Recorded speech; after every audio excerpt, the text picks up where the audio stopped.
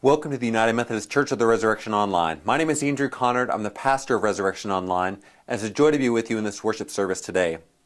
Before we begin to prepare for worship, I want to invite you to consider a possibility again of worshiping in person. I've been contacted by several of you who are worshiping with us from the villages in Florida. And somebody has volunteered, Robbie has volunteered to gather this group together and to continue to worship in person.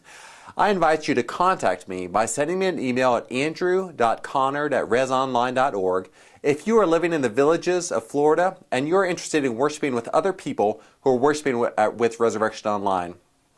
Also, if you are interested in worshiping together with other people and you'd like to lead a group in your area, again, please contact me and let me know. If you're in the villages, would like to worship with others, send me an email and I can work to help you get connected to worship together with Resurrection Online. Now, as we prepare to begin worship, some of the key characteristics of God that we'll be investigating today, we'll be learning about, we'll be hearing about as a part of the song, worship, sermon, and message today.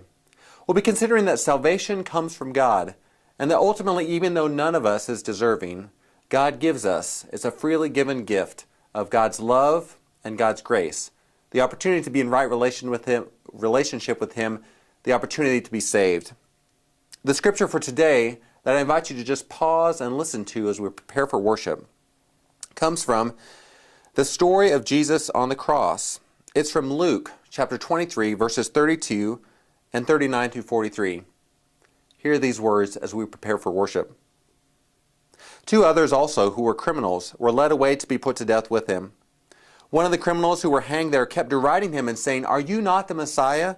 Save yourself and save us." But the other rebuked him, saying, "Do you not fear God, since you are under the same sentence of condemnation?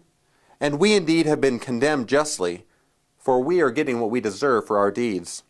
But this man has done nothing wrong."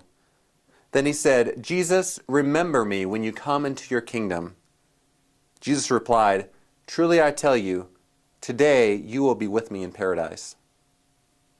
As we prepare to begin worship, I invite you to take a moment to center yourself, to pause, to know that God's presence is with you.